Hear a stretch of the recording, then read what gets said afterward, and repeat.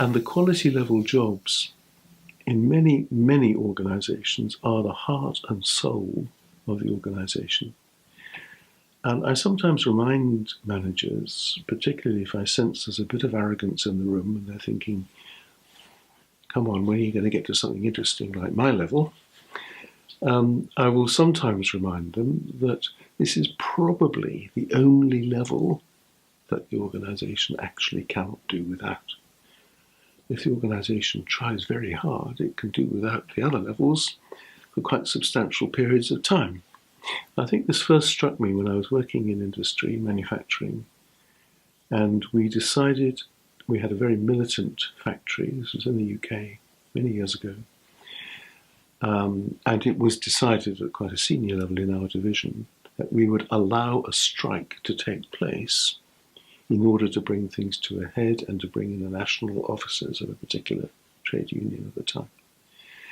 And I was told, I was a junior HR person, I was told that the chief executive of the company, it was a big company, was going to be informed about this. And I thought, well, we've got 30 or 40 plants in the UK.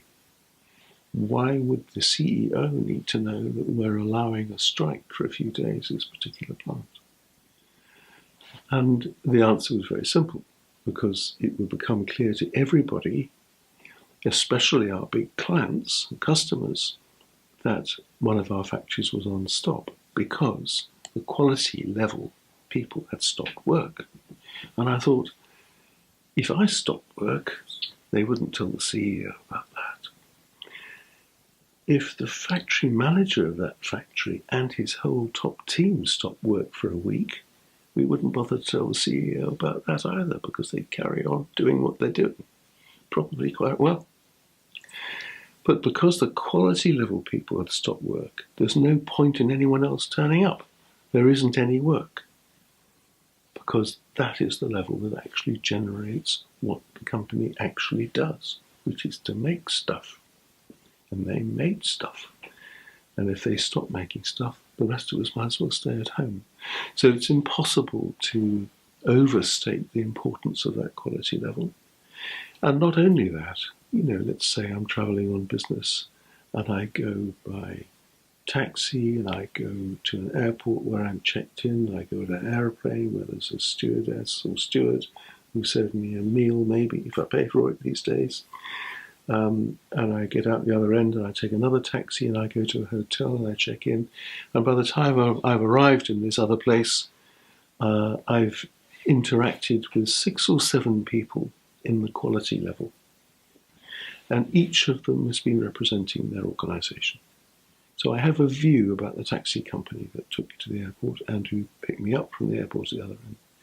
I have a view about the airline, which I have entirely from quality level contributors. I have a view about the hotel from the way the receptionist has treated me. And the doorman tells me where the bar is or whatever.